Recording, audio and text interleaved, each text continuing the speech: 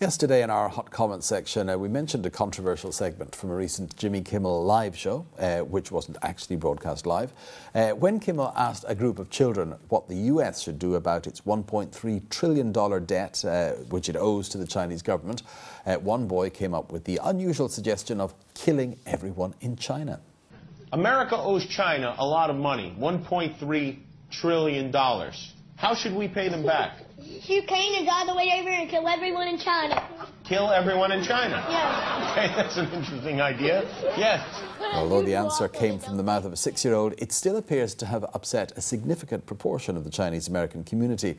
It's also caused a huge stir in many other overseas Chinese communities, as well as attracting plenty of attention, of course, here in China. In the United States, Chinese-Americans began a White House petition and even held demonstrations on the streets in protest against the Jimmy Kimmel Show and its broadcaster, ABC. The network has since offered a fulsome apology and said the offending segment has been removed from reruns of the show. It also said in a statement that it had no intention of upsetting the Chinese or Asian community. So just how has the incident been viewed from this side of the Pacific, and just what have members of the mainland Chinese online community to say about it? Well, to find out, we now join our researcher Esther Dung in the newsroom.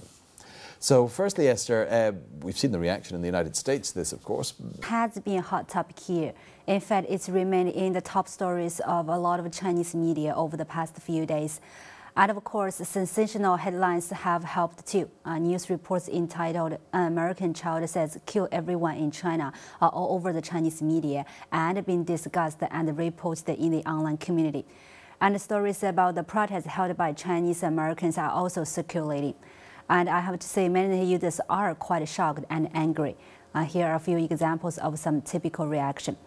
This poster says, "What is going on? What kind of education do American kids have? How can they hate us Chinese people so much?" And this Guangxi-based poster comments, "I'm afraid a certain number of American people have the same thoughts. They just don't dare to say them out loud as this little kid." But there are also some posters whose responses are a little more sober. This anonymous poster says, "These were just a few words that came out of the mouth of a little kid, and the host did his best to let them know it's not right to think in this way. There's really no need to be so angry with kids." And 风行大地 points out that the use of kill in exaggeration is pretty common in Chinese too. Don't we fairly commonly say let's kill this or that as well?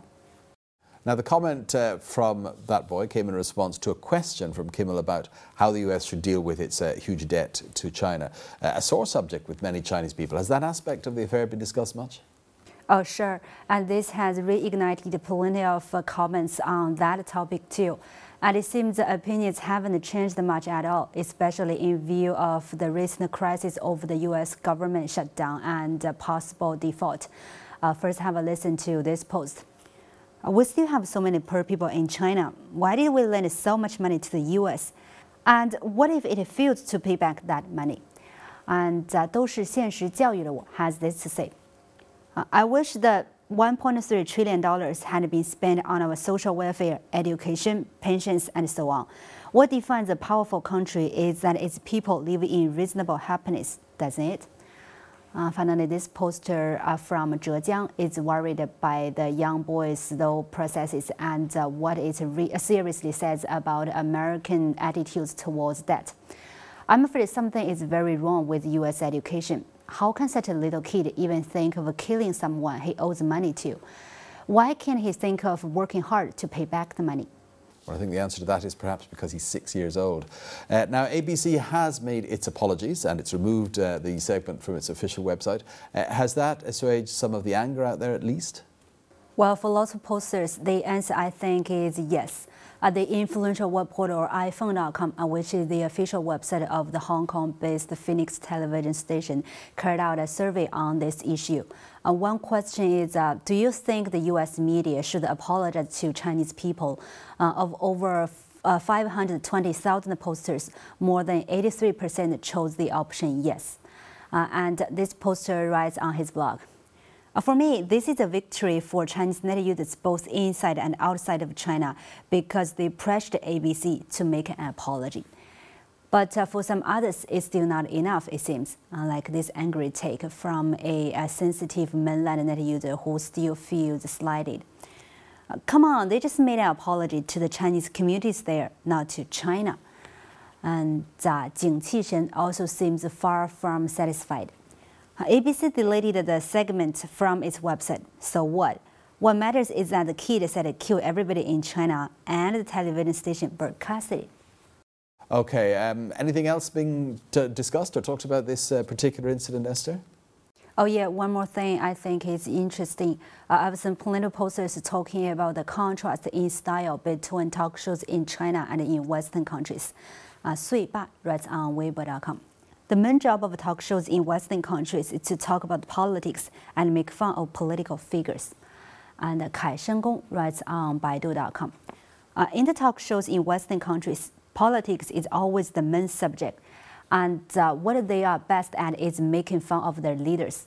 This is totally different from the situation in China, where people learn from school that politics is something serious and talking about it in a funny way is not right. Finally, I'd like to finish up with this comment from Guang Touren. The Jimmy Kimmel level show is a satirical show itself, and its main purpose is to set up politics. And I think our national broadcaster, CCTV, doesn't shy away from criticizing the U.S. either. Okay, thanks for that, Esther. And that was China Take researcher Esther Dung with some online reaction here in China to that Jimmy Kimmel segment, which has caused such a stir in Chinese communities in the United States and indeed around the world. Next up on China Take, some of the top trending phrases on China's most popular search engines.